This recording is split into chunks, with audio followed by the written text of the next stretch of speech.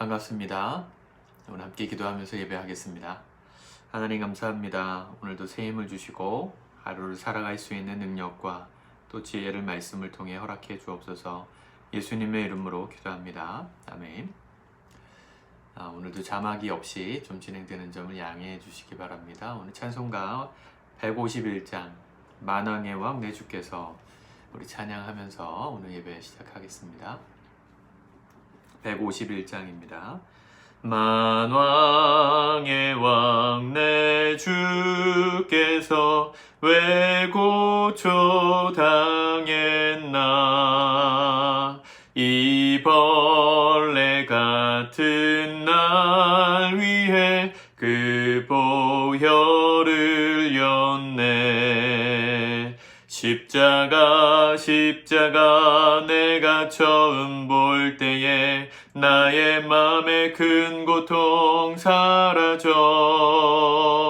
오늘 믿고서 내 눈 밝았네. 참 내 기쁨 영원하도다. 주 십자가 못 박힘은 속죄함 아닌가. 그 긍휼함과 그 은혜 말할 수 없도다. 십자가 내가 처음 볼 때에 나의 맘에 큰 고통 사라져. 오늘 믿고서 내 눈 밝았네. 참 내 기쁨 영원하도다. 늘 울어도 그 큰 은혜 다 갚을 수 없네. 나 주님께 몸 바쳐서 주의 일 힘쓰리. 십자가 내가 처음 볼 때에 나의 맘에 큰 고통 사라져. 오늘 믿고서 내 눈 밝았네. 참 내 기쁨 영원하도다. 아멘. 오늘 하나님 말씀은 사사기 14장 말씀입니다. 사사기 14장 1절에서 마지막 절까지 말씀을 우리 같이 한 목소리로 합독하고 기도하도록 하겠습니다. 사사기 14장 1절에서 마지막 절까지 같이 읽겠습니다. 시작. 삼손이 딥나에 내려가서 거기서 블레셋 사람의 딸들 중에서 한 여자를 보고 올라와서 자기 부모에게 말하여 이르되 내가 딥나에서 블레셋 사람의 딸들 중에서 한 여자를 보았사오니 이제 그를 맞이하여 내 아내로 삼게 하소서 하매 그의 부모가 그에게 이르되 내 형제들의 딸들 중에나 내 백성 중에 어찌 여자가 없어서 내가 할례 받지 아니한 블레셋 여 사람에게 가서 아내를 맞으려 하느냐 하니 삼손이 그의 아버지에게 이르되 내가 그 여자를 좋아하오니 나를 위하여 그 여자를 데려오소서 하니라. 그때 블레셋 사람이 이스라엘을 다스린 까닭에 삼손이 틈을 타서 블레셋 사람을 치려 함이었으나 그의 부모는 이 일이 여호와께로부터 나온 것인 줄은 알지 못하였더라. 삼손이 그의 부모와 함께 딥나에 내려가 딥나의 포도원에 이른즉 젊은 사자가 그를 보고 소리 지르는지라. 여호와의 영이 삼손에게 강하게 임하니 그가 손에 아무것도 없이 그 사자를 염소 새끼를 찢는 것 같이 찢었으나 그가 자기가 행한 일을 부모에게 알리지 아니하였더라. 그가 내려가서 그 여자와 말하니 그 여자가 삼손의 눈에 들었더라. 얼마 후에 삼손이 그 여자를 맞이하려고 다시 가다가 돌이켜 그 사자의 주검을 본즉 사자의 몸에 벌떼와 꿀이 있는지라. 손으로 그 꿀을 떠서 걸어가며 먹고 그의 부모에게 이르러 그들에게 그것을 들여서 먹게 하였으나 그 꿀을 사자의 몸에서 떠왔다고는 알리지 아니하였더라. 삼손의 아버지가 여자에게로 내려가매 삼손이 거기서 잔치를 베풀었으니 청년들은 이렇게 행하는 풍속이 있음이더라. 무리가 삼손을 보고 30명을 데려와서 친구를 삼아 그와 함께 하게 한지라. 삼손이 그들에게 이르되 이제 내가 너희에게 수수께끼를 내리니 잔치하는 이래 동안에 너희가 그것을 풀어 내게 말하면 내가 베옷 30벌과 겉옷 30벌을 너희에게 주리라.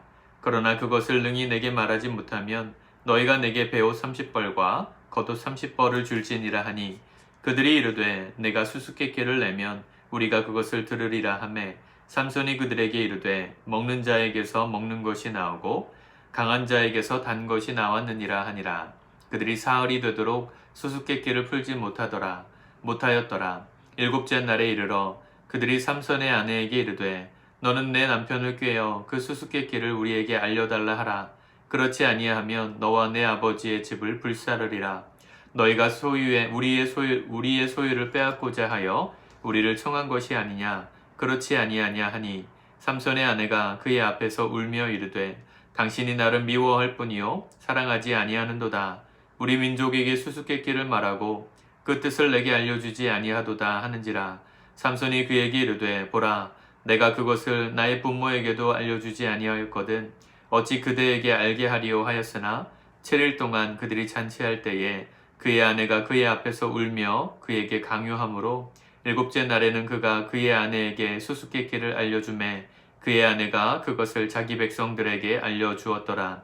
일곱째 날 해 지기 전에 성읍 사람들이 삼손에게 이르되 무엇이 꿀보다 달겠으며 무엇이 사자보다 강하겠느냐 한지라. 삼손이 그들에게 이르되 너희가 내 암송아지로 밭갈지 아니하였더라면 내 수수께끼를 능히 풀지 못하였으리라 하니라. 여호와의 영이 삼손에게 갑자기 임하심에 삼손이 아스글론에 내려서 그곳 사람 30명을 쳐 죽이고 노략하여 수수께끼 푼 자들에게 옷을 주고 심히 노하여 그의 아버지의 집으로 올라갔고 삼손의 아내는 삼손의 친구였던 그의 친구에게 준 바 되었더라. 아멘. 삼손의 일생은 여인들을 떼놓고선 말할 수가 없습니다. 원래 나시리는 결혼도 하지 않고 또 술도 마시지 않고 하나님 앞에 구별된 사람으로 살아가야 되는 사람인데 삼손의 삶은 그 모든 것과 더불어서 살았습니다. 비난받을 만한 일이었고 행동이었는데 오늘 4절에 보면 오늘 삼손이 딥나 여자와 함께 결혼을 하겠다고 데려오니까 부모가 할례받지 않은 블레셋 사람과 왜 결혼하느냐 라고 책망을 하죠. 근데 그것에 대해서 성경은 뭐라고 해석하냐면 그때 블레셋 사람이 이스라엘을 다스린 까닭에 삼손이 틈을 타서 블레셋 사람을 치려함이었으나 그의 부모는 이 일이 여호와께로부터 나온 것인 줄은 알지 못하였더라. 그러니까 하나님께서 배후에서 일하고 계시는 것이었는데 부모는 모르고 판단하고 정죄하였습니다.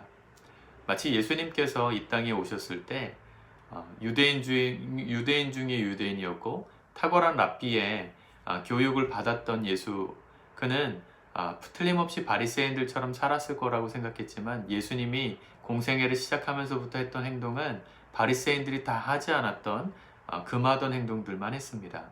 유대인들은 밥 먹는 사람들도 가려서 밥을 먹었는데요. 예수님은 그 당시 상종하지 않았던 이 세리와 창녀들, 한마디로 죄인들과 더불어서 시간을 보내시고 식사를 하셨죠. 사람들은 그를 다 정죄했지만 예수님께서 하시고자 하셨던 하나님의 뜻이 있었기 때문에 그와 같은 일을 했습니다. 물론 모든 것을 이렇게 미화시킬 수는 없지만 하나님이 우리 인생 가운데 행하시는 뜻이 있을 때는 사람들의 생각을 뛰어넘는 방식도 있다는 것을 늘 기억하면서 하셔야 합니다.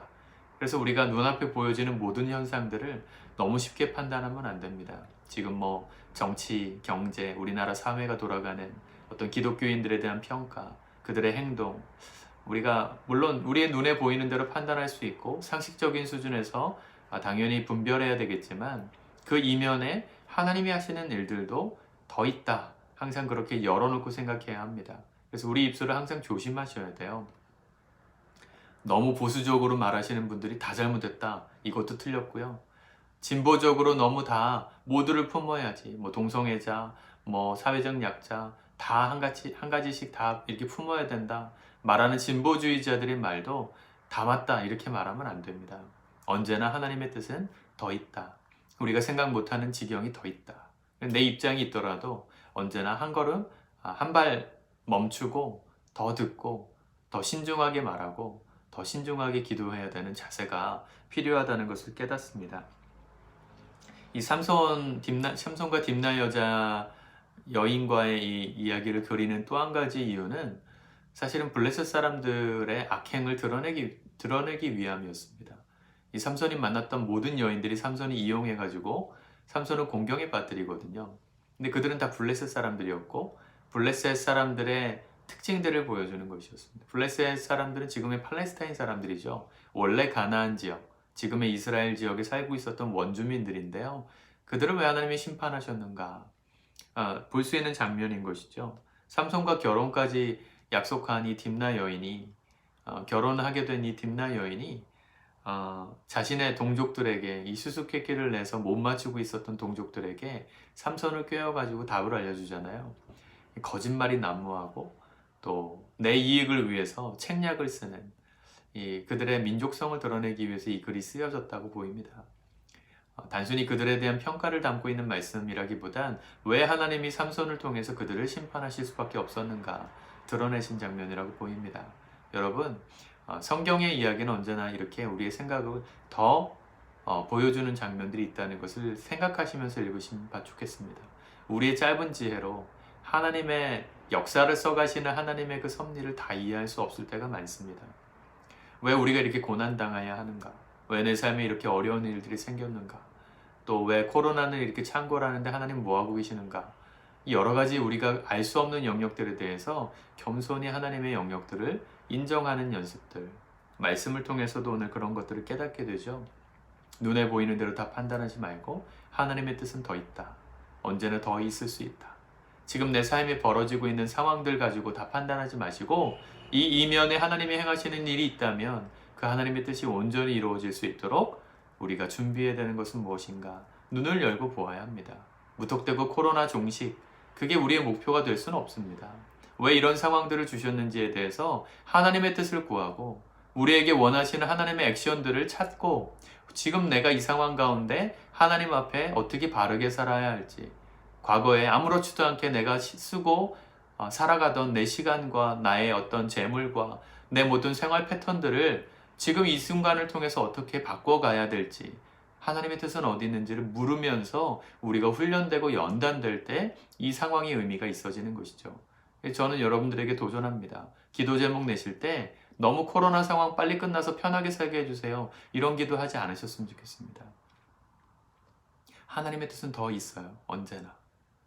나 개인을 향해서도 또 우리 나라를 향해서도 전 세계를 향해서도 이 상황을 통해 우리가 통과하길 원하시는 하나님의 시험 문제가 있단 말이죠. 그 뜻을 알게 해달라고 기도하시는 기도로 바뀌어져야 합니다. 그리고 그 문제를 우리에게 허락하신 하나님의 뜻을 잘 풀고 넘어가서 우리의 믿음이 더욱더 성숙하기를 위해서 우리가 겸손히 엎드릴 수 있는 그런 시간이 되게 해달라고 기도하는 기도가 될 때 이 상황이 우리에게 의미가 있고 이 상황을 통과했을 때 우리가 하나님께 영광 돌릴 간증이 있을 거라고 믿습니다. 사랑하는 성도 여러분, 오늘 하루를 또 삽니다. 여러 가지 상황을 만날 것입니다. 왜 이런 상황이 내게 벌어졌나요? 원망하기 전에 하나님의 뜻은 무엇일까? 한 번 더 묻고 한 번 더 질문하고 말씀을 통해 그 하나님의 깊은 섭리를 다시 한번 발견하려고 노력할 때 오늘 내게 허락하신 하나님의 그 섭리와 뜻을 깨닫고 우리가 해야 될 올바른 액션들을 취해갈 수 있을 거라 믿습니다. 오늘 하루도 그 하나님의 뜻을 헤아려 살아가는 우리가 되기를 소망합니다. 기도하겠습니다. 하나님 감사합니다. 삼손의 이야기가 오늘 우리의 이야기로 들려지기를 원합니다. 하나님 아버지, 삼손이 그저 힘센 사람의 이야기였다는 것으로 끝나는 그런 짧은 지식이 아니라 하나님의 뜻은 언제나 더 있다. 한 사람의 인생을 통해 하나님이 드러내고자 하시는 하나님의 섭리가 있음을 우리가 늘 생각하며 살게 도와주옵소서. 오늘 내 삶에 벌어지고 있는 수많은 일들을 어떻게 주님께서는 생각하시고 어떻게 우리가 반응하길 원하시는지 겸손히 묻고 기도하며 나아갈 때 하나님 우리에게 지혜를 주시고 하나님께서 원하시는 뜻대로 살아갈 수 있는 용기와 힘을 허락하여 주시옵소서. 그래서 이 모든 것들을 지나고 나면 우리의 믿음이 더욱더 성장해 있고 하나님을 아는 지식이 더욱더 커져 있고 넓어져 있을 수 있도록 우리의 삶에 은혜를 베풀어 주시옵소서. 예수님의 이름으로 감사하며 기도드립니다. 아멘. 오늘도 승리하시기 바랍니다.